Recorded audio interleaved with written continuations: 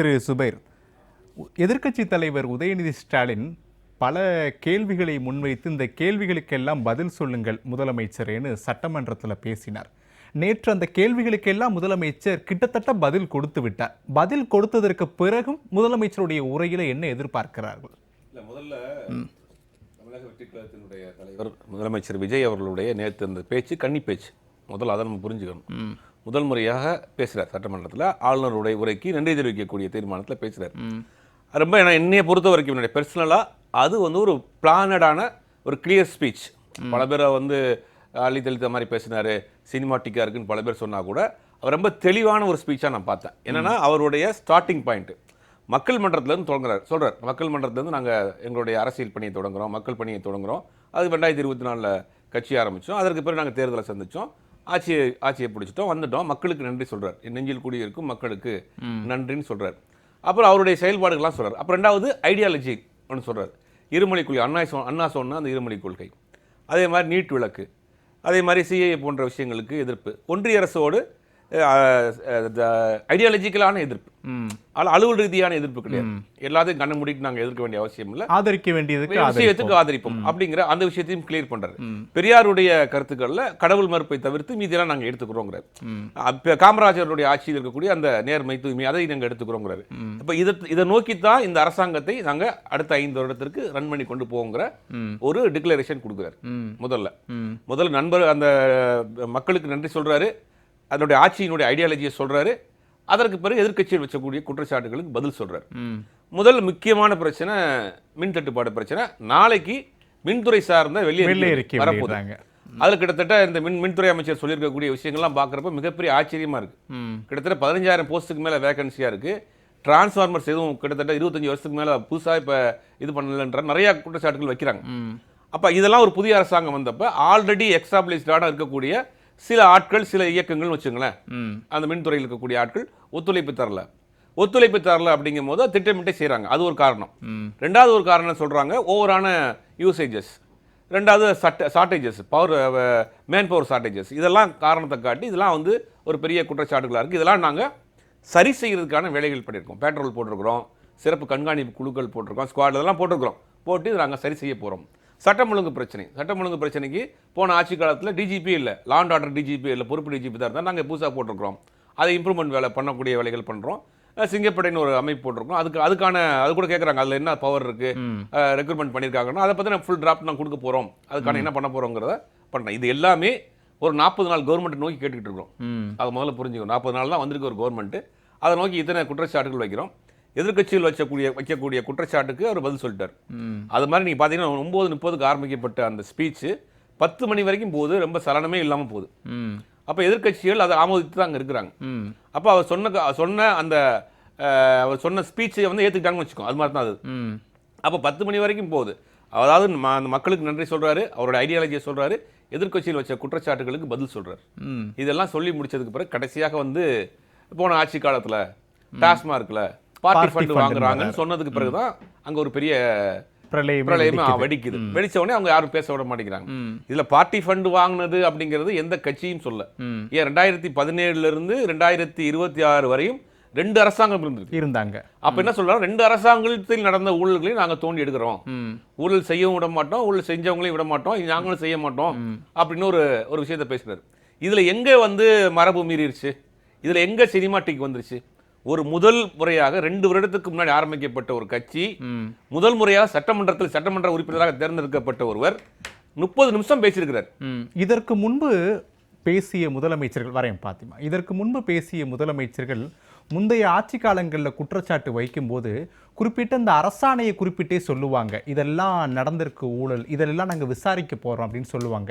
ஆனால் முதலமைச்சர்கிட்ட நேற்று சட்டமன்றத்திலே கேட்கப்பட்டது என்ன ஆதாரம் இருக்கு உங்ககிட்டன்னு கேட்டபோது ஆதாரம் குறித்த எந்த பதிலுமே இல்லை. பொத்தாம்பொதுவாக ஒரு முதலமைச்சர் அவ்வளவு பெரிய மாமன்றத்தில் அமர்ந்து கொண்டு எதிர்க்கட்சிகளின் மீது இப்படி ஒரு ஊழல் குற்றச்சாட்டை முன்வைக்கலாமா? ஆதாரத்தை சொல்லுங்க, நாங்கள் ஏற்றுக்கிறோம் அப்படின்னு தானே கேட்குறாங்க. ஆதாரத்தோடு முதலமைச்சர் பேசுவதில் என்ன சிக்கல் இருக்கு? இல்லை, எந்த ஒரு முன்னாள் அமைச்சர்களை பற்றி தனிப்பட்ட பேரை சொல்லி அவர் சொல்ல. ஒரு பார்ட்டி ஃபண்ட் அப்படின்றப்போ ஒரு பெரிய விவகாரம், ஒரு குறிப்பிட்ட கட்சியை நோக்கி வீசுகிறார். 2 பெரிய கட்சிகளிடம் கட்சி எந்த கட்சியும் பண்ணல, மென்ஷன் பண்ணல. ஆனா ஒரு ஆதாரத்தோட சொல்லி இருக்கலாமோ அப்படின்ற ஒரு கேள்வியும் எழுதல. அந்த ஆதாரத்தையே முதலமைச்சர் விடுபட்டு இல்ல விட்டார். இது முதல் கன்னி பேச்சு தாங்க. இது நன்றி தெரிவிக்க ஆளுநர் உரைக்கு நன்றி கன்னி தெரிவிக்க பேச்சுல தான் எதிர்க்கட்சிகள் மீதான விமர்சனங்களையும் ஆமா, முன்வைக்கிறார். வச்சிருக்காரு. அந்த விமர்சனங்களை ஆதாரத்தோட முன்வைக்கிறதுல என்ன பிரச்சனைன்னு தான் இல்ல, கேட்கிறார். ஆதாரத்தோட வைக்க நீங்க கேட்டிருக்க கரெக்டான கேள்வி. ஆதாரத்தோட புள்ளிவிவரத்தோட வச்சிருக்கலாம். ஆனா அதுக்கான கால அவகாசம் எடுத்திருக்கலாம். இப்போ அது ஒரு உதாரணத்துக்கு ஒரு ஸ்கேம் நடந்திருக்கு, ஒரு ஊழல் நடந்திருக்கு ஒரு டிபார்ட்மெண்ட்னா அதை பத்தின விசாரணை போய்கிட்டு இருக்கலாம் இல்லையா? ஒருவேளை அந்த கால விசாரணையை அவகாசத்தை எக்ஸ்போஸ் பண்ற புரியுது பட்சத்தில் எனக்கு. புரியுது. விசாரணை நடந்துட்டு இருக்கப்ப அந்த ஸ்கேமை பத்தி அந்த ஊழலை பத்தி எக்ஸ்போஸ் பண்றப்ப அது வேற மாதிரி ஆகும் இல்லையா? அதனால முழுவதுமாக நடந்து முடிந்ததுக்கு பிறகு ஆதாரத்தோடு புள்ளி விவரத்தோடு உங்களுக்கு மக்கள் மன்றத்தில் வைப்பாங்க. ஒருவேளை அந்த கால அவகாசத்தை எடுத்துட்டு புள்ளி விவரங்களோடு இந்த அவையில முன்வைச்சிருக்கலாம். ஏன் அதற்கு முன்பே முதலமைச்சர் இந்த அவையில அப்படியான ஒரு விமர்சனங்கள் இல்ல, முன்வைத்தார்? ஒவ்வொருத்தவங்களுக்கு ஒரு அரசியல் ரீதியான இல்ல, காரணங்களை ஒருவேளை முன்வைக்கிறார்ன்ற ஒவ்வொருத்தவங்களுக்கும் கேள்வி ஒரு வருது. ஸ்டைல் இருக்குங்க. ஒவ்வொரு அமைச்சர்களுக்கும் ஒரு முதலமைச்சருக்கும் ஒரு ஸ்டைல் இருக்கு. அம்மையார் ஜெயலலிதா இருக்கப்ப அவங்க ஒரு ஸ்டைல்ல பேசுவாங்க. ஐயா கலைஞர் இருக்கப்ப அவர் ஒரு ஸ்டைல்ல பேசுவார். எடப்பாடி பழனிசாமி இருக்கிறப்ப அவர் ஒரு ஸ்டைல்ல பேசுறாரு. இப்ப இவருடைய ஸ்டைல்ல பேசுறாரு. அதுதான் சினிமா ஸ்டைல். இல்ல, சினிமா ஸ்டைல் இருக்கு. என்னன்னா இங்க ஒரு பெரிய சிக்கல் என்னன்னா அவர் இது வரைக்கும் திரைப்படங்கள்லயே பார்த்திருக்கிறோம். அதே மாதிரியா தான் அவருடைய இயற்கையான உடல் அமைப்போட தான் இங்க பேசுறாரு. அந்த இயற்கையான பாடி லாங்குவேஜோட தான் பேசுறாரு. அப்ப அது சினிமாட்டிக்கா தெரியுது. சினிமாவில் பார்த்து பார்த்து பழக்கப்பட்டவர்களுக்கு அது ஒரு சினிமாட்டிக்கா தெரியறதுக்கான வாய்ப்பு இருக்கு. ஆனா நீங்க சொல்ற மாதிரி இது வந்து ஒரு கன்னி பேச்சு, முதல் உரை, இதற்கான மற்ற விஷயங்கள் நடந்துட்டு இருக்கும். அதனால வெயிட் பண்ணலாம். ஒன்று புள்ளி விவரங்களோடு பேசி இருக்கலாம், இல்ல இந்த விஷயத்தை தவிர்த்து இல்ல, இருக்கலாம். புள்ளி விவரங்களோட கேக்குறாங்கன்னா ஒரு மாதத்துக்குள்ளதான் நடந்திருக்கு. ஒரு மாதத்துக்குள்ள மற்ற விஷயங்கள் எடுக்கணுமே இல்லையா? அது கால அவகாசம் வேணும் இல்லையா? சரி, அதுக்கான நேரம் கொடுத்துருக்கலாம். பேசலாம். திரு சுபைர், நேற்று முதலமைச்சருடைய உரையில அரசியல் தலைவர்கள் தங்களுடைய கருத்துக்களை எதிர்பார்த்திருப்பாங்க. நம்ம கேட்ட கேள்விக்கு முதலமைச்சர் பதில் வருதான்னு. வெகுஜன மக்கள் திட்டங்களை முதலமைச்சர் அறிவிக்க போகிறாரா, அதற்கான சில சமிக்கைகள் கூட இருக்குதான். ஆனா அப்படியான சமிக்கைகளை முதலமைச்சர் கொடுக்காம விடுபட்டு விட்டார் அப்படின்னு புரிஞ்சுக்கலாம். முதல் பேச்சு தான் அது. ஆளுநர் உரைக்கு நன்றி தெரிவிக்கக்கூடிய முதல் பேச்சு. அதற்கு முதல் நாள் எதிர்க்கட்சி தலைவர் உதயநிதி ஸ்டாலின் அவர்கள் ஒரு குற்றச்சாட்டை வைக்கிறார். அந்த குற்றச்சாட்டுக்கான பதில், ஒருவேளை அவங்க வெளிநடப்பு செய்யாமல் இருந்தா அது ஒரு ஆரோக்கியமான ஒரு விவாதமா மாறி இருக்கும். ஏன்னா சபாநாயகர் சொல்றாரு, உங்களுக்கான பேசுவதற்கான நேரம் தரேன், நீங்க தர முதலமைச்சர் பேசின பிறகு நீங்க பேசுங்கன்றார். அவங்க வெளிநடப்பு செஞ்சாங்க. ஒருவேளை இவர் வெளியில பேசிய கருத்துக்களையோ இல்லாட்டி அவருக்கு தேவையான கருத்துக்களையோ சட்டமன்றத்துக்குள்ளேயே எதிர்க்கட்சி தலைவர் பேசியிருந்தாருன்னா அது ஒரு ஆரோக்கியமான விவாதமா மாறி இருக்கும். உண்மையிலே ஆரோக்கியமான விவாதமா இருக்கு. இவர் கேட்கிற அவர் பதில் சொல்ற மாதிரியான ஒரு விவாதமா இருக்கும். அவங்க எதிர்க்கட்சிகள் வெளிநடப்பு சொல்லிட்டாங்க. அதோட சட்டமன்றமும் நிறைவு பெற்றுச்சு.